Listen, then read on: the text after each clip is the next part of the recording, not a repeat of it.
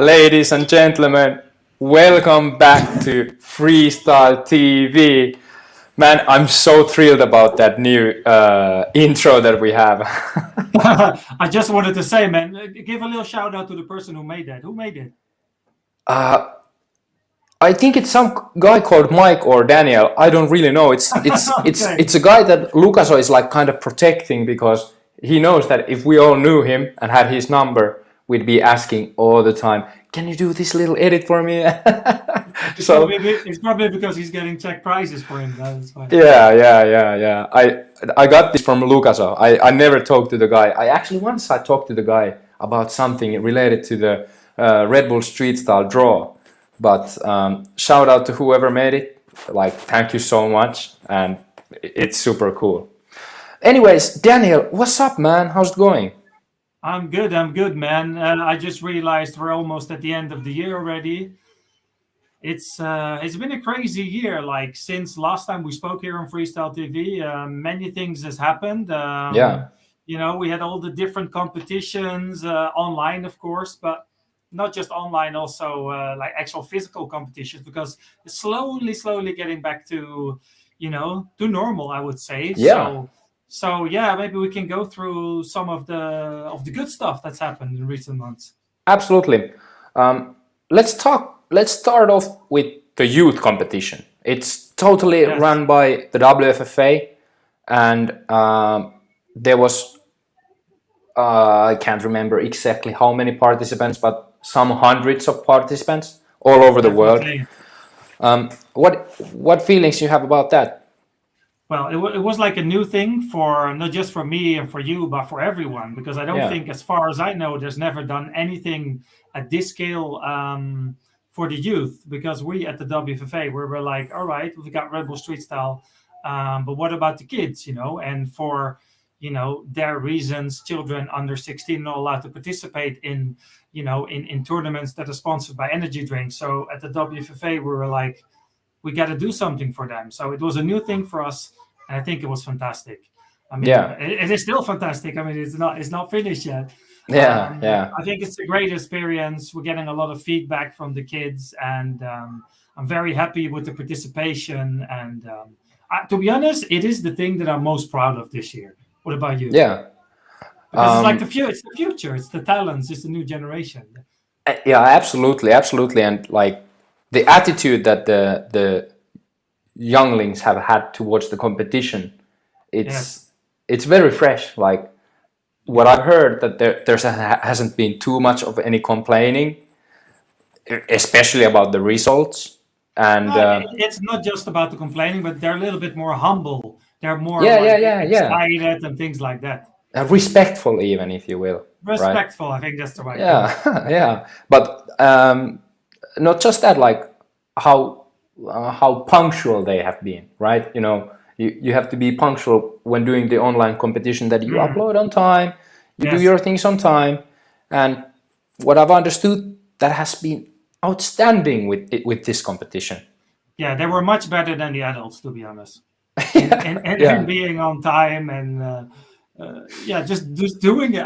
It's also because they grow up with technology, and I yeah, don't think many of them has never been on a stage at all. So for yeah, them, the change from stage to online isn't as weird or big as for someone that's been on stage for like 12 years. Like, for example, if you take someone as, I don't know, PWG or yeah, Shimo, no, they've been doing normal competitions for over a decade. So for yeah, them, suddenly changing to online feels weird and awkward.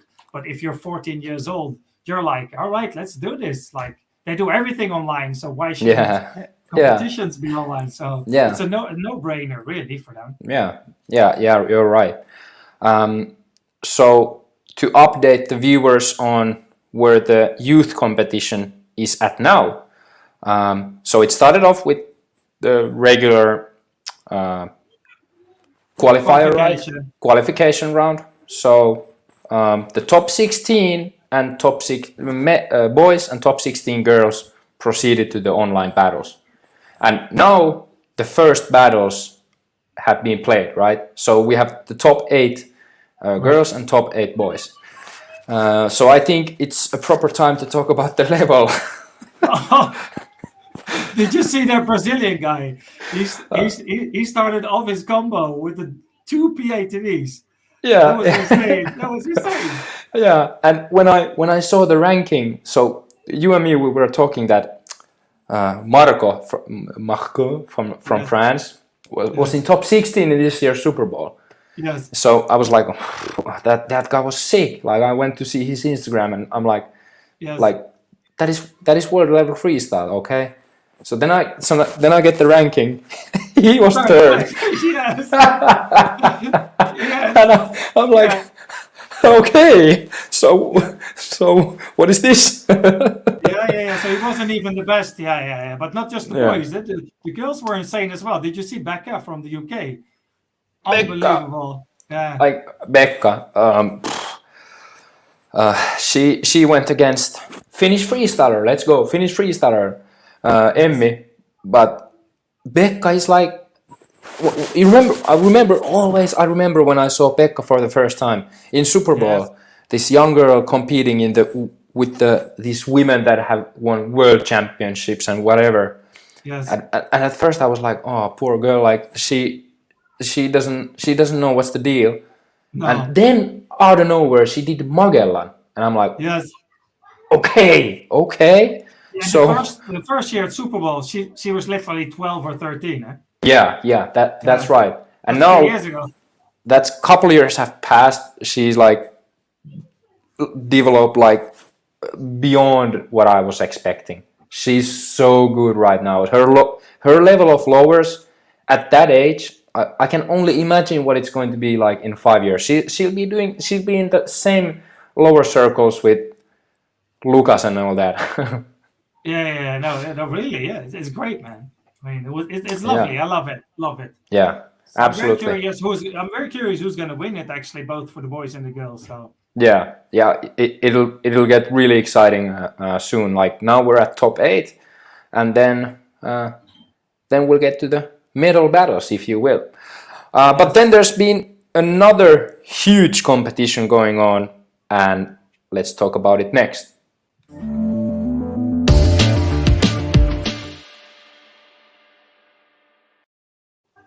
So before we bring in our first guest and we dive into the topic of this Freestyle TV, we should do a little quick catch up on Red Bull Street Style, because now we Yes. know who are going to Valencia.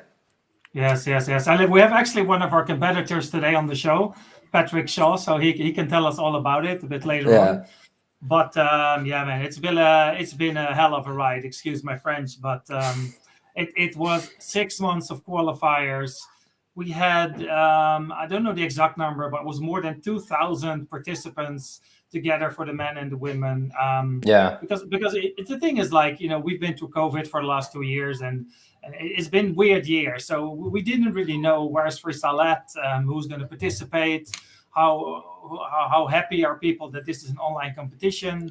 Because if we said it before, online, offline, what are we doing? Is it yeah, fun? Is it good? Is it, it was difficult for everyone. It's hard to tell. yeah, But I think it's been great, man. We've seen great battles. yeah, We had qualifications. I don't know how many countries. I lost track, like 40, 50, something like that, maybe. yeah. 50 something, I think. Yeah, so A lot, 50, yeah, 50 national winners. And then yeah, we had this rest of the world competition, which was yeah, also a completely new thing. So, yeah. no, I had great fun. Yeah, and especially the battle pools like produced some very entertaining battles, Yes. such as the Melody Leah, right? Oh, that was crazy. Yeah, Melody against Yeah, Seyda. yeah, and then also PWG against Vilo. You know what? No, yes, but you know what my favorite one was? Was Yeah. Nurs from Kazakhstan against Tristan from France. Okay. Yeah. I don't know if you've seen it. I probably not. I can see it in your face. You haven't seen it, but it was amazing. Yeah. This battle Yeah. you really have to watch. And if you want to watch the battles, you can just go to the rebelstreetstyle.com, click on battle pools, and then you can watch everything. Yeah. So yeah, it's good, man. Yeah.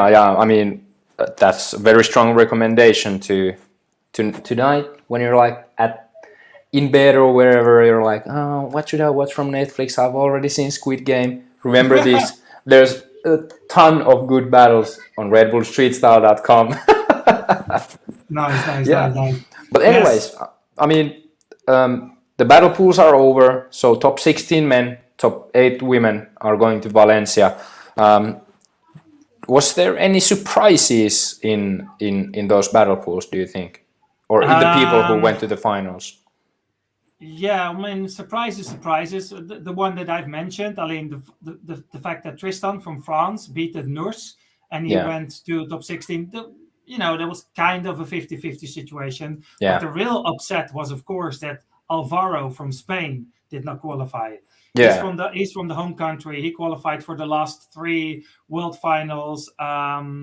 So yeah, the fact that he did not qualify yeah, was a Yeah. surprise, and I think both to him and to us. So Yeah. I haven't Yeah. spoken to him, but he must be upset because he wanted to go all in, I guess, in his Yeah. home country. So yeah, Yeah, and it's a kind of pity that now yes, there is not like the home representative in Red Bull Street Style, because it was mental in Warsaw when Agushka and oh man, Kalaputa were battling. That love was it. those was the most electric battles I've ever seen, and Yes, I believe this Red Bull Street Style final will be, somehow I'm feeling it'll be special. But the level, nevertheless, is super high. yes, But okay, so that's where we are at. Top 8 is going on in the youth tournament, and everything's ready for the World Finals in November in Valencia with Red Bull Street Style. Just a quick shout out to Morocco. Sufyan is setting up a live oh yeah, tournament there this weekend, and he messaged me, and I believe he got some sort of support. So they're setting up a live competition, and I'm excited to see what they're going to come up with. But do you think it would be time to bring in our first guest and dive into the topic, which is the North American freestyle? yes, So, ladies and gentlemen, we have one of the first freestylers, if not the first freestyler on the planet Earth, and that would be Mr. Steve Elias.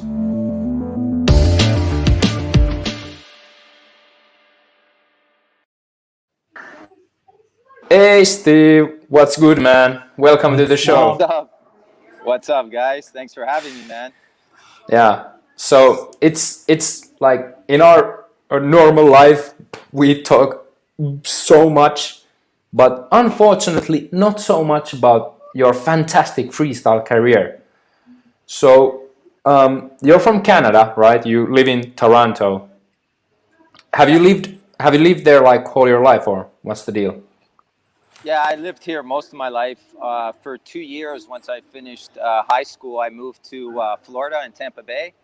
And I was there for about a year and a half, and then I came back home. But besides that, I've been in Canada all my life. Yeah, you So, got permanent tan in Tampa Bay. nice, nice. So I was pretty dark, man. I was pretty dark. Steve, I'm wondering, yeah, how was little Steve like in like high school? Were you like the cool kid? Were you the funny kid? Like, how were you like in school? Yeah, I was liked by most people, because I'm just, me. I'm easygoing. I Yes, try and make things simple and don't like confrontation. So I got along with most people. I played all the sports, so I did wrestling, volleyball, soccer, track. So I was very athletic. So it allowed me to, get to know more people within the school. So, and I had a lot of different groups of friends, and of course I was freestyling back then, but people didn't nice. know what was going on back then. They're like, "What's this guy doing?" So that was So a so different it's story. like performing and being on stage. Is that a thing that comes natural to you, or is that more something that you learn throughout the years? Because that's kind of different for some people. Yeah, I'll tell you. Like, I was actually a really shy kid growing up. Um, I wasn't outgoing at all. I was a little bit nervous, and to speak in front of people or do anything in front of people, I wasn't the guy putting his hand up for sure. But with freestyle, freestyle is pretty interesting because it challenges you in many different ways, not just with the tricks itself. So not only physically, but also mentally and even emotionally. So starting to do freestyle, people started to watch me, kind of put me in the spotlight. And then I had no choice at that point but to then, be outgoing and interact with people. So the cool thing is that the shy kid ended up becoming this guy who later on down the road was doing motivational speeches for groups of people using freestyle as a tool. So it's pretty cool how things progressed. Nice. So I asked this like long ago from you, but how did you exactly like pick up freestyle and when? Oh man, it was a long time ago. So the first trick that I did was in 1979. It was I used to, when I was a kid, I used to go to my uncle's house and I used to play in the backyard, kick around the ball. I'm talking when I was like 4 or 5 years old. And his son, who was a little older, my cousin, he played soccer or football, and this guy showed me a trick. It's a real old school trick. It's where you have the ball and you bring both your feet together. And the ball pops up. So I learned that was the first trick that I did in 1979, and I think I was 7 years old. So I was like kind of inspired by it, even though it was a really simple trick. It kind of inspired me, and I feel like I've always had the creativity in my blood anyways. So as a kid, I attached to the ball and I started trying to do different things. In 1982, I was playing basketball at school, and what happened was the basketball bounced, and I caught it in a hamstring, totally accidental. Like this, like with your leg, yeah. Exactly, the back of my leg and a hamstring catch there. And it was accidental with a basketball, but then I was like, what? Wait, I wonder if I could do this with a soccer ball. So truthfully, I started doing freestyle accidentally because I was just creative and I loved playing football. I loved it. I was passionate, or soccer. And then, these little things just started progressing and I started to get creative and try different things. Of course, I saw the Maradona video of him juggling and doing a head stall and, more controlled moves. Yeah. So that kind of inspired me as well. And then it was just up to your imagination at that point, right? So I kept trying different things over time. But you never had a certain other person that you were inspired by besides Maradona, for example? No, an actual juggler or whatever, like. No, because you got to remember, back then there was no internet, no cell phones or anything. So the communication and information was very limited. You might watch something on your black and white TV. You had like 3 channels or something.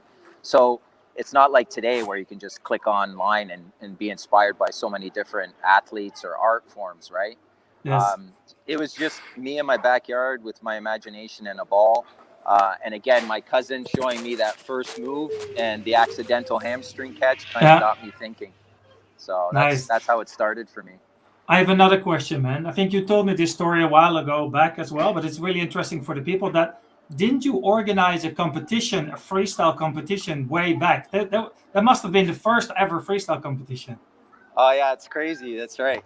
So what happened was I was at my house cleaning up some old boxes and stuff, and I found a stack of paper with about 150 registered applicants. So in 1997, I ran a freestyle competition in Toronto at this soccer convention, and we had 150 kids register. And I got to show you this one day. It's pretty cool. So it explains the rules of the competition and then all the categories of where you get scored on, and then you could score out of 10. So basically, we gave the kids 1 minute. They come up, they just juggle whatever they want, and then we would just score them out of 10. And do you remember what it was called? What was it called? It was just called like freestyle soccer competition. So it was free. So it was freestyle soccer already. Freestyle. Oh yeah. So in 1998, I registered the freestylesoccer.com. So in the 90s, I was already calling it freestyle soccer, and people are like, "What's freestyle soccer?" And I was like, "Well, doing tricks with a ball, kind of, you know. So for the most part of my career, it was about educating people on the sport as opposed to trying to promote myself, for example, right? So this is maybe a bit of a hot topic, but by the way, someone's cracking his microphone. Is that you, Steve? Doesn't matter.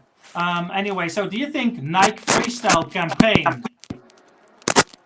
Sorry, is that better? Yeah. So Nike Freestyle campaign, you think they took that from you because you came with the World Freestyle Soccer? Oh, maybe. Because that was directly after. Yeah, well, yeah, because Nike Freestyle campaign started, I think, in 2000 or 2001. Yeah. But I don't know if it came from me because the information out there was limited. Though, I can tell you this, in 1998, our website, we had one video of us doing tricks. We were getting about 4,000 unique visitors a day from 150 countries to watch that one video. I was one of them, so for sure I was one of them. That's funny. No, I wasn't. I was 6 years old, and I didn't even know what computer was at that age. But because I saw your video on the Nike website. So. Oh yeah, that and you were ranked #1 there on the top 5 there. Yeah, that's right. They had Nike had the showdown where you could upload a 30-second video, and then it would be showed on NikeFootball.com, and then people could go on and actually vote for which video they thought was the best. And luckily for me, I held that #1 spot for 3 consecutive years. So to the point where it said Steve Elias Canada, and then Nike, after I think a couple years, they changed it from Steve Elias to USA because they're like, Canadian can't have this much skill. So they changed it. I became American. All right. That's nasty, actually. But you couldn't do anything because they had the rights to edit the video as they wished. That was one of the clauses when you submitted your video. So I just had to become American at that point, which is cool, so. But the funny thing is, sorry, one more thing. You actually got to semifinals this year at Red Bull Freestyle in Canada. Who? Oh yeah. You. Yeah, so I competed. That's right. Yeah, you did. I competed, and I made it to the semis, and I lost. I can't remember who I lost to, but really what ended up happening is the last set, I didn't upload my last set. I just don't think it would be right I don't think I would win the Canadians, but if I did, I just don't think it would be right winning the Canadians and being part of the WFFA. Just something doesn't seem right there. Yeah, it makes sense. But that leads me perfectly to the next question, and it's really interesting for us. The Canadian freestyle scene, like Canada, is unbelievably big, huge country, right? And you have like Bruno Magnet, for example, a great freestyler. But how is the state of freestyle in Canada right now? How do you think? You know, it's not bad. I think the biggest challenge, like you said, was the fact that the country is so large, right? Like, there's freestylers in Montreal, there's freestylers in Toronto, there's freestylers in Vancouver. Now, just to give you an idea, Vancouver to Toronto is a 5-hour flight. Yeah, so crazy. Yeah, and it's not cheap. It's like $800 or something. So it's not going to fly for cheap. Yeah. So that's the biggest challenge because it's hard to get, like if you have a meet, it's hard to get everyone together. Yeah. So it's almost like, because Canada is so large, each province is their own country when it comes to freestyle. It's like, okay, well, in British Columbia, they have their meet, and you have your meet in Quebec. So, but it is growing. And I know the guys, for example, in Toronto, I know they get together all the time and kick around. And Magnet heads up the Canadian freestyle scene there. So he's leading that, which is great to see him kind of like grab the bull by the horns and try and build the sport in Canada. Yeah. So, well, it's good that there's freestylers in Canada, but like you've been freestyling basically forever. I mean, even the sport itself existed, if you will. So, so you've seen the development, of the sport globally. But what about in Canada? Like, when did you like realize that like this scene is growing. Like there's starting to be new freestylers. Like these people are doing the same thing as I started doing way back. Yeah, so I being, one of the pioneers in freestyle and starting so early, in 1999, I started Freestyle Soccer Inc., which was a freestyle agency, if you will. Yeah. And we started doing events, and I started um, scouting for new talent. And like I said, initially for me, it was all about promoting the sport because people didn't know what it was. Yeah. So I was constantly saying, this is what freestyle soccer is, and always trying to explain to people. So eventually over time, I would say probably around 2006, I started to see more and more talent come up. Like at Avalos, if you remember Jose Avalos, he was a young 14-year-old kid, but he had amazing skill. So what would happen is soccer clubs would call me and they'd be like, hey, I just want to let you know we have a couple kids in our club that are really good at juggling and doing tricks. Maybe you should check them out. So by people contacting me, it then allowed me to go and connect with these young talents and then try and build the sport and build their ability to freestyle. And as you know, like a guy like Avalos, I think he went to Red Bull Street Style quite a few times representing Canada. And he was a pretty amazing freestyler at the time. And he still is, but obviously he fell off the scene a little bit. But okay, I mean that's miraculous that you have so much clout, if you will, that the clubs contacted you to like take care of the freestylers in their club, right? yeah.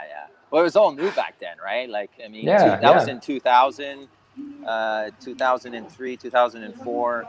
Freestyle, like again, with Nike's event, I think I was really happy when they did that because it helped put freestyle on the map and kind of give it a little bit of a boost.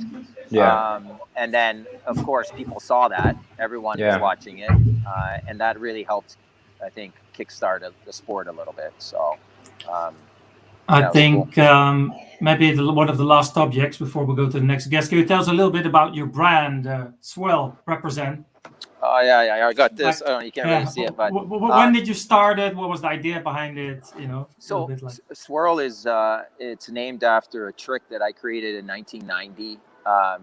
Some of you may know where you grip the ball in a foot stall, swing your leg behind you, release the ball, and then it comes back over in front of you. So that's been, wow. It's been 31 years since I created that move. That's crazy. But so I knew that with the progression and development of freestyle football or freestyle soccer as it was growing, things evolve, and then you need to have brands, you need to have different things that kind of cater to the sport.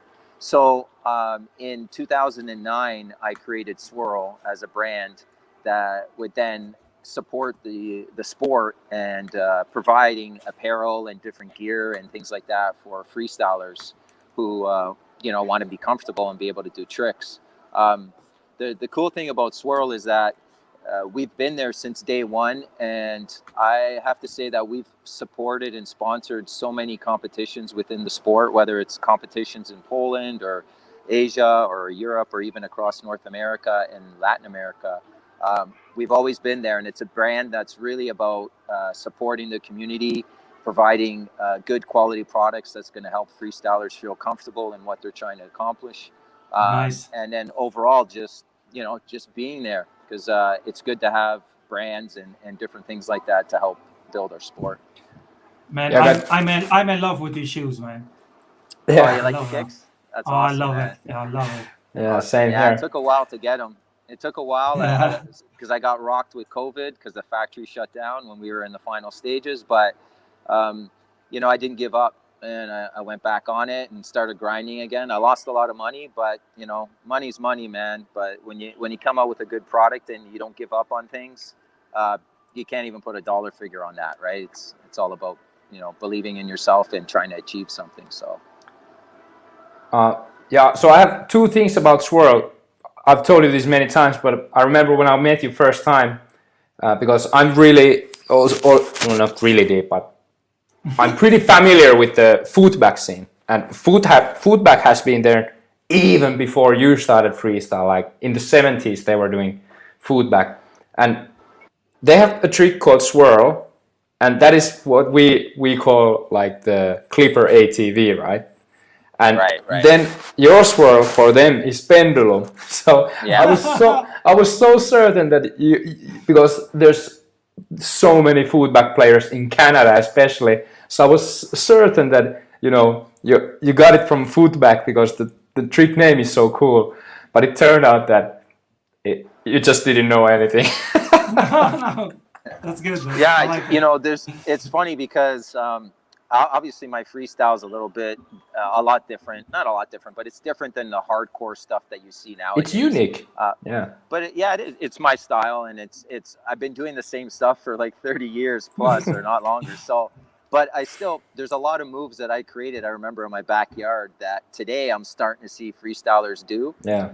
Which is cool because you would think that a move created 30 years ago probably would have been played out by now, but Yes. they're just starting to get incorporated into the freestyle scene. So maybe by the time I'm 65, all my tricks will be incorporated into the scene. We'll see. Yeah. I want to Nice. I want to be with you and Daniel in a tournament, because always Daniel is like, I created that trick and that, and then you're like, you're on the other side. I created that trick. Hey, well, I'll tell you what, we're gonna have hopefully next year. I'm gonna be 50 next year, and I was hoping to have a Swirl Legends battle. So you get everyone that's over 40, all the legends, Pallies of the world, if we can get them out, all those guys, and see if we can have a little friendly competition and crown the world freestyle football legend of freestyle. See what happens, but That would be sick, man. Yeah, I love the idea, man. I don't meet the criteria, but I'd love to judge or commentate or something. I want to be involved. Yeah, I think it'd be cool. We'll see. Hopefully, I can still walk. Then we'll see what's up. Okay. Yes. But hey, Steve, this has been amazing. Like always, amazing to talk freestyle with you, and we'll catch up with you soon enough again. But thank you very much for joining Freestyle TV and sharing a little insight on your career and freestyle in Canada. Thanks, I appreciate it. And just so you know, Pege, the intro video that you were talking about, the graphic designer, that was me. Well, Yeah, nice. right. Yeah, right. Don't take the claim on this wonderful Czech guy who has helped us so many times, man. I'm part Czech now. I'm part Czech. Yeah. All right. Checkmate. Thanks, guys. All right. Man. Thanks, Steve. Let's be in touch. You guys are doing a great job, by the way.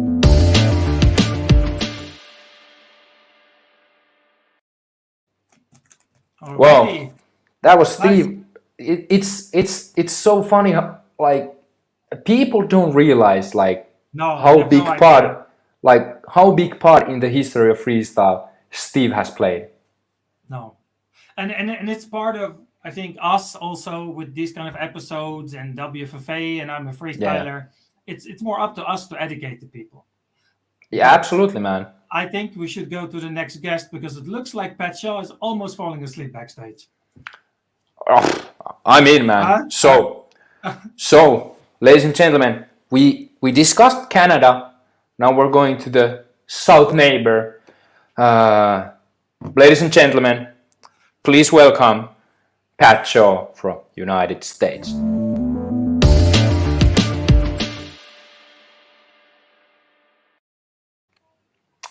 Yeah. Hey, Patrick, how's it going, man? I'm doing good. Trust me, guys, I'm not falling asleep. I'm chilling. Just kidding, man. I was just more making a reference of also old people always complain about the young guys. They have no concentration. Really? They can't focus. You know, with TikTok and Instagram, we're always Well, I was just teasing. Man. Yeah. So, what do you think, Pat? Like, did you hear what Steve was saying? He's been freestyling 30 years. There was no internet when he started, for example. Yeah, it's crazy. I remember when I started freestyle, Swirl was actually the first brand that I saw. Like, before freestyle wasn't a thing, so when I saw him, I I saw him starting up a swirl, and I was always DMing him like, "Yo, like your stuff is so dope." And Nice, yeah, nice. like honestly, so yes, yeah, it's awesome what he's doing for the community. So that was actually one of my first questions I wanted to ask. So you were aware of the fact because for example, I get this a lot that people know me from I'm a freestyler, but they had no idea, although the name kind of gave it away, that I'm a freestyler. Yeah, And he must have that as well. It's because he's just fixing stuff, organizing flights, and doing WFA stuff. But you did know, right? I did. Yeah, I saw. I remember. Yeah, because I saw him. I saw his brand and stuff. Then I was kind of like, okay, I wonder who is behind all this. And I do remember seeing that trick, the swirl, and all that. So yeah, I definitely knew about him before. Nice. Okay. Well, I don't think it's been said at any point of this episode yet, but we have another very special guest joining Patshaw to enlighten us about freestyle in US, and that would be Mr. Let me take a step back. That would be the current routine world champion, Yes. Mr. Nick Seyda.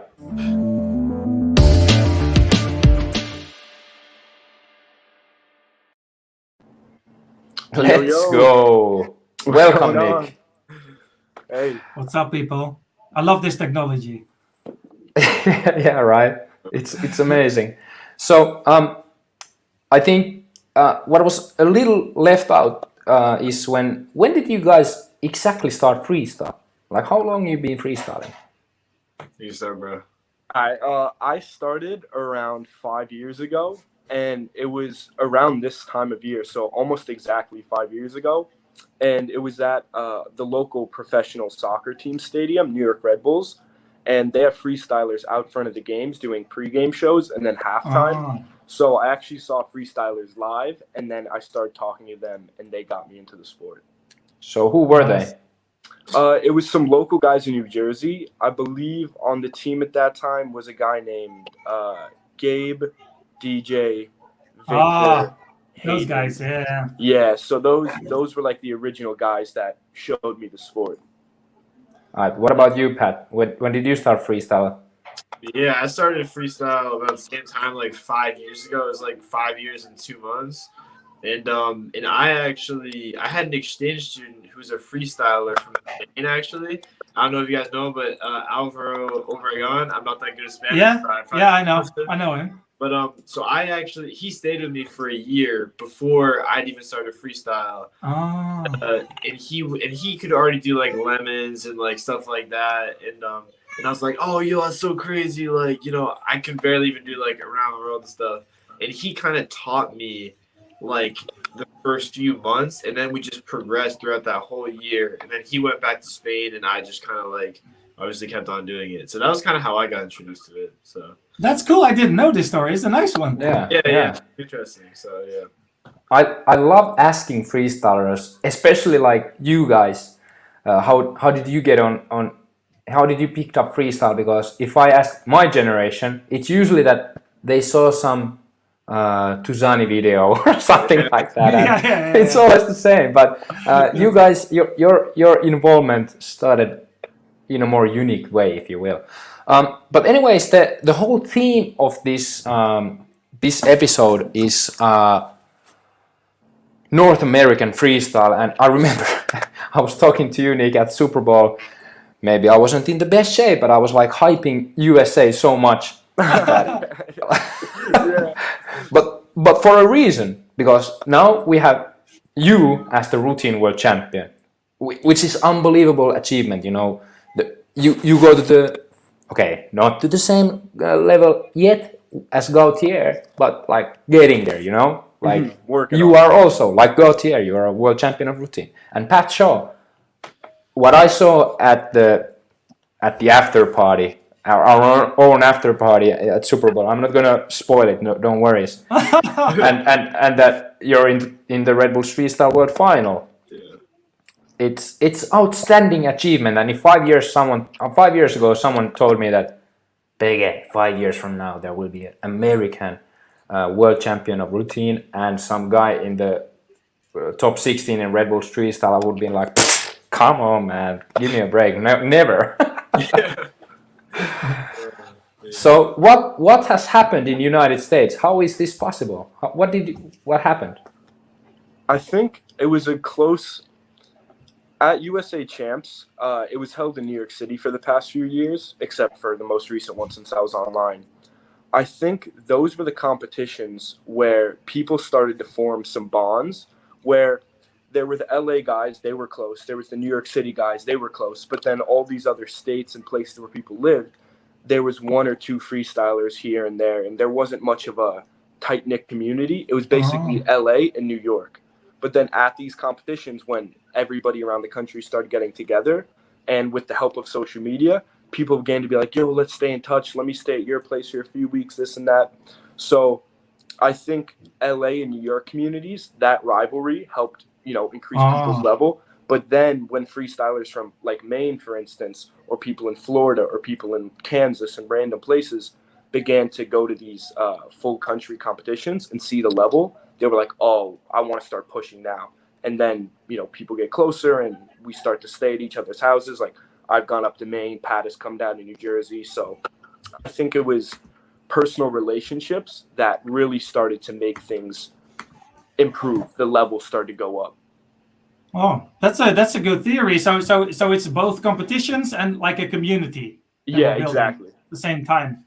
And would you say like some countries have this typical style that's really representing for their country? Like in Colombia, they all do this, with their hands, and if National I see freestyle, if I see freestyle from Colombia, I always know he's not from Peru, he's from Colombia.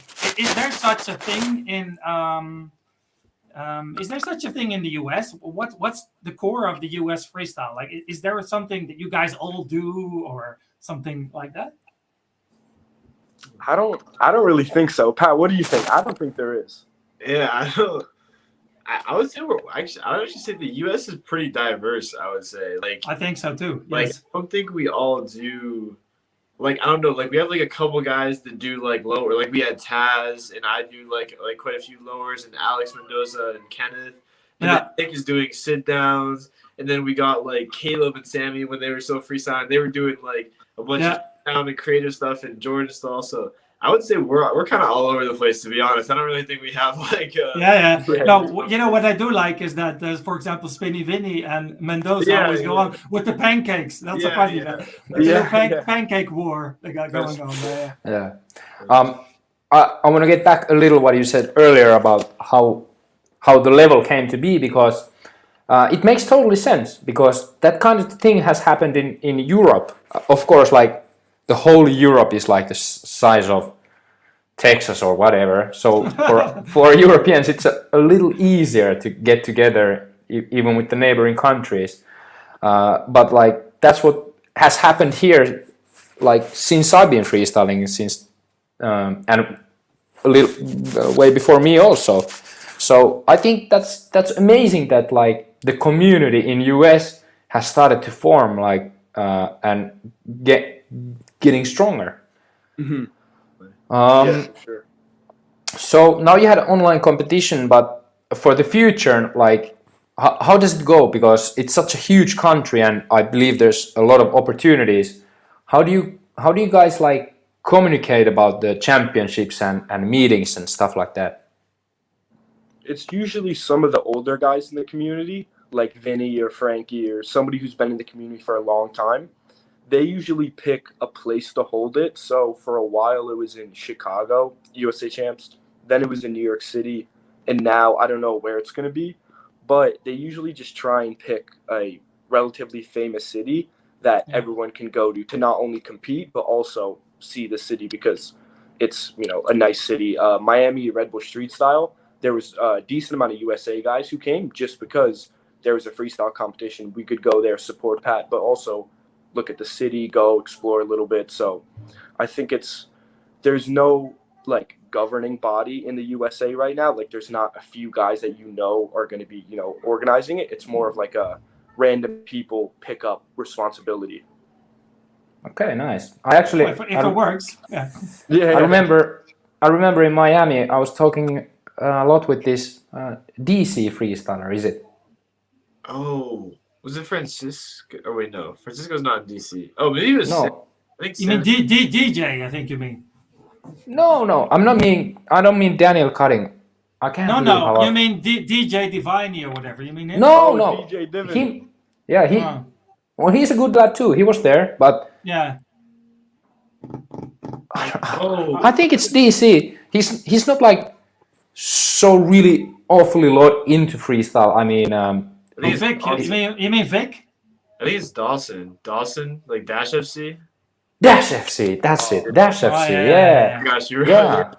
Yeah. But when I was talking to him, I was like, I was so happy because he felt like a real community guy. He was like, well, we're setting up this tournament in somewhere, I don't even remember where.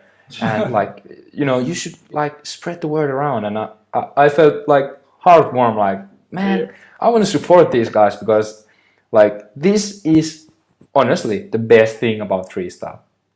Yes, and if I go back to, for example, I think Colombia. I talked about Colombia. It's a good example of a country where the level is super high, but there's zero money to be made. Kind of, you know what I mean? It's the community focused on just going as hard as you can, and this is basically the same for everywhere in Latin America. How is it in the US like? Because, for example, in the UK, there were a few years where there was almost no freestylers because everyone went commercial.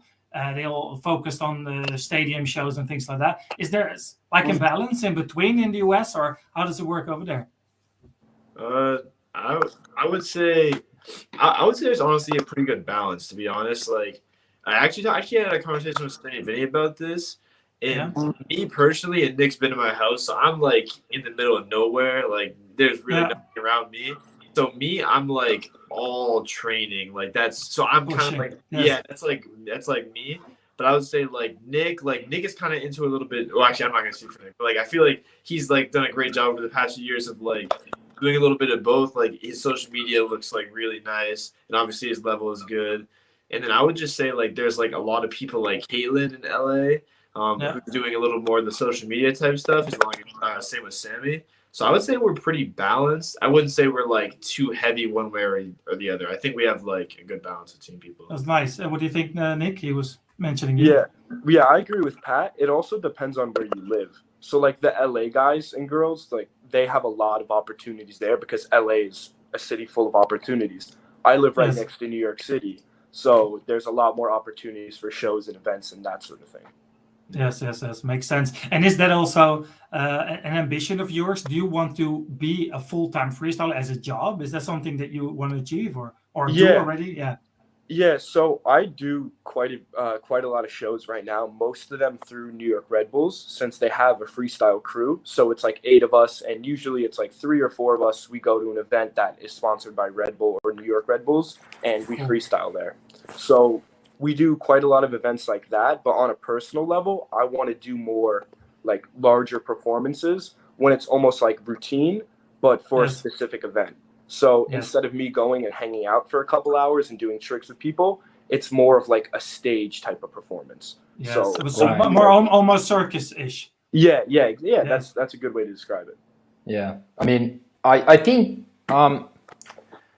it has like it. I think it was maybe before, well, in some occasions at least, it was about this stage show, right? So like let's think of a halftime show. It's like you have limited amount of time, and you do your show and you get out and that's it, right? But now I've also noticed that it's becoming more that you're doing tricks and like high-fiving people and like creating atmosphere. But I agree with you that freestyle should be put to that like 3-4 minute show kind of thing, because that's more worthy. When if you just see it all the time, it lowers the impact, right? Yeah, it depends on the event, of course. But yeah, of course. I mean, I root for every opportunity freestylers, like wherever you can get a little cash, go for it. But I especially like you did amazing routine in Super Bowl, so I would enjoy that more than just like, okay, maybe that's not entirely true, but if I was like normal world citizen and I didn't know freestyle, I would like have more impact when I like all the lights are set and like there's some like Jennifer Lopez is like, ladies and gentlemen, it's Seyda, and then You know, There's- shall I tell you a funny story? I performed together with Palle and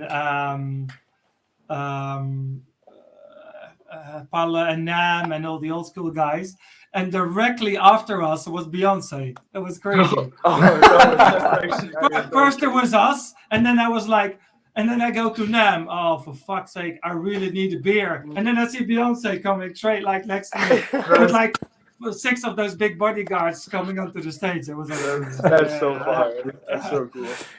And I was But like, that's- hi to Beyonce. Yeah. that's where I want these guys to go, right? Yeah.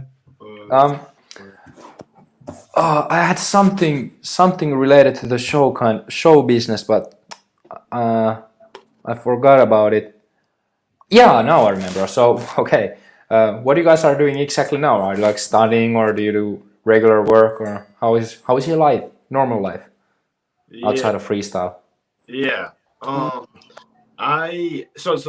actually taking the gap year this year, so I'm gonna travel a little bit. I just finished high school this past year. I graduated, and I'm not like I said, like I'm not really in like a city or anything, so I don't really do like shows and stuff for money. And also, like, I personally like don't really want to go down that route. Like, I kind of just like training and I want to win. Like, that's kind of like what I want to do in freestyle. And so this year I'm pretty much just training like every day for like 2 or 3 hours, and then I'm planning on traveling to like Netherlands, obviously Spain. I actually want to visit the Fagerli brothers in Norway, and so for me, I'm just gonna like Nice. train this year and stuff, and then start working next year, making money and stuff. So that's what I'm doing. But What do you want to do for a living, like working? I'm actually getting my real estate license this year, and Okay. I'm doing a few internships, and so I plan to do real estate as like my job, and then just train like outside of it until my body can't take it anymore. Nice. So I'm pretty interested in real estate and like and how that works and everything. So that's what I'm planning on doing as like a career. So yeah. That's amazing, because often I hear freestylers like, yeah, of course I want to be a professional freestyler and make all my money out of freestyle, but that Yes. you're like, you don't care about that so much. You want to be as good of a freestyler as you possibly can. Like, screw the shows, screw all the extra. You just want to like go so much all in as you can. Yeah, I mean, like, I feel like, because I don't know, like, I just see, like, I've been freestyling for 5 years, and I see how far I've come, and I just know that, like, I can be, like, so good and, like, be a world champion multiple years in a row. And so it's like, if I just put my focus into that, I'll get there. So it's like, Yeah. I don't really want Nice. to take my focus away from that, I feel like, just for me personally. Because yeah, like I've seen like what I'm doing behind the scenes and stuff, and I'm like, oh, if I can just work hard and like get to my full potential, I'll be like 3-time world champion, like all this stuff. So I just want to focus on that and not get distracted by anything, like on that Okay. trip. So that's Nice. it. And you, Nick? I'm in high school right now, so I'm a junior. So I have this year and then my senior year. During this time, I still have plenty of time to train, do shows, and that sort of thing. So I want to continue to train, and I want to try and do more shows, like you were saying, almost like circus style, where instead of people hiring me to do an event where they want me just to hang out and kick it with people for 3 hours, I'm hired for a 3-minute performance in a theater or something like that. That's one of my goals when it comes to the professional side of freestyle. But after I graduate high school, I'm looking to study clinical psychology. So the two things I love most are freestyle and clinical psychology. So Yes. if it's funny because I'll go from sometimes I'm training, or let's say I'm training like a sit down stall where it's just repetition and I'm bored. I'll put on some psychology lectures that are free online and just be listening to that while I'm training. So I don't think that's weird, because a lot of it is a mental thing as well. Like, you know what I mean? That like you have to endure, you have to put your mind to it. There's a lot of how do you say psychological? Is that a word? I don't know. Elements to it. Yeah. Elements to it. So there's I don't definitely even think that's overlap. weird. Yeah, Yeah. there's overlap. Exactly, that's what I mean. Yeah. Mhm. And Nick, yeah. I have actually one question to you. Like a few years ago, didn't you have like some kind of medical issues that you Yeah. had? If you don't So want to talk about it, it's fine. But I'm just curious what happened and how did it affected your life and things like that. yeah, so I was diagnosed with Crohn's disease, but there's never been any trace of it in my family. We didn't like know there was anything like even a risk of that, right? So I was in school, I was playing soccer. I would come home and train. Like I was completely active. There was nothing like physically wrong with me. And then within a month, I lost almost 20 pounds and I was already like slim. So losing weight at that point was Yeah. not good. My mouth started to get sores. Like it would open up and just be almost like a rash inside my mouth. The back of my ears would start to bleed. It was just all these weird things. And then for that last like 2 weeks, it was like a very steep decline. For the last 2 weeks, I could barely stay awake. Like as soon as I sat down for my first class of the day, I was struggling to stay awake. And most of the time that was never a problem. And then you So- didn't know what was wrong still. Yeah, we had no idea what was Wow. wrong. So I got blood work, and a day later when the results came back, they brought me to the hospital right away because they were saying your body is shutting down. So I was like, okay, so they knew I was very sick, but they didn't know what it was yet. So I spent a few days in the hospital and they were doing tests and all that sort of things. And they said I had inflammation in my stomach. And after they ran some more tests, I was diagnosed with Crohn's disease. And so even though I was diagnosed and I could go on medication for it, they knew that it never goes away, but Okay. it takes a while to get it under control. So for the next Okay. few months, I was let out of the hospital, but I was still really sick. Like I was barely attending school. I could barely do anything physical. I was really rough shape for me. So there were a few months there where I was still sick, but then eventually the medicine started working and now I'm able to do everything I used to do, no problem. As long as you take the medicine. Yeah, so every 8 weeks, I take a medicine called Remicade through IV therapy. So I get hooked up to the machine, get my medicine there, and yeah, that medicine was like a miracle for me because within, I think it was my second or third dose of it, it just was like instant. Within a few weeks, I went from barely being able to move around to having a couple hours of freestyle sessions a day. So Oh wow. Nice. yeah. That's inspiring, man. Thank you.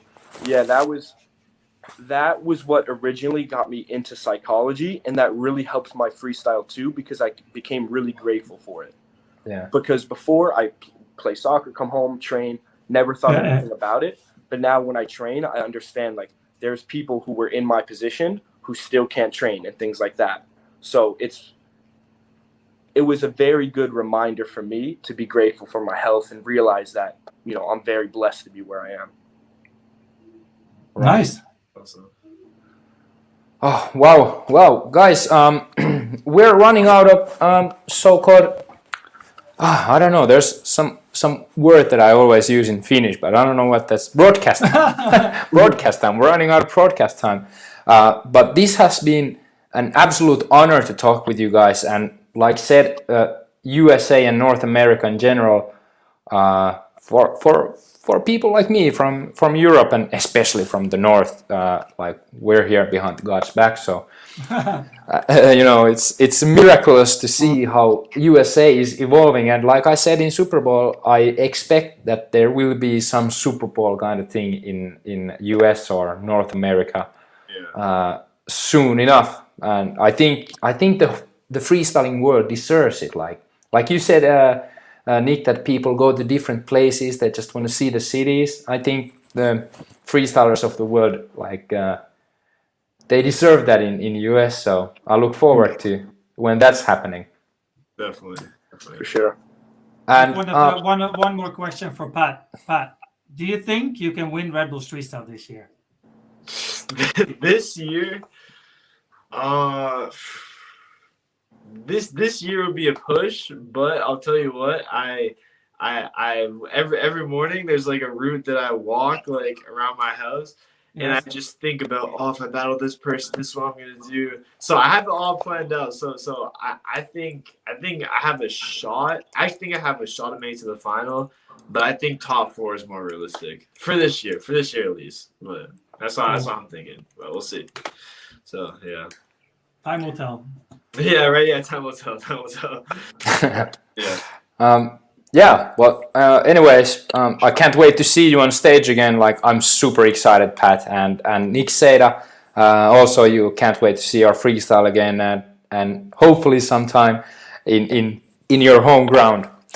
But thank you so much, guys, for enlightening us about your freestyle careers and freestyle scene in North America. Thanks to Steve.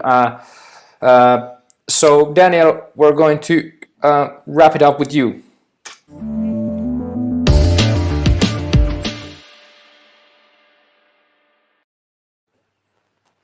Wow, what an episode we had, man. Nice guys, right? Yeah, like I just love freestylers, man. They're so great and so unique. Like it's like whenever you get in discussion with the freestyler you haven't talked so much with before, it's like you learn something new. Like Patshaw wants to do real estate and push his level to the maximum. And I think sometimes this is lacking a little bit in freestyle football. We have to get the content more personal. Because this is super interesting. He's going to be a real estate agent. You know, we would have never found out. So, it's nice. Actually. Yeah. Anyways, thanks, Daniel. It has been a pleasure to do this Freestyle TV episode with you. Next Freestyle TV episode is coming in 2 weeks. Yes. We're going to work our way up to Valencia. We're going to do loads of cool stuff. Also with freestyle, we're probably gonna do a few episodes in Valencia. I think so. I mean, all the good stuff. Yeah. So more content is coming up. Please go follow the WFFA. I'm a football freestyler. If you enjoyed my talks, go follow my social Pege Pirto, WFFA Twitch. Please follow that, and so you'll never miss a freestyle episode or any of the best freestyle actions in the whole world. Yes. Amazing, Daniel.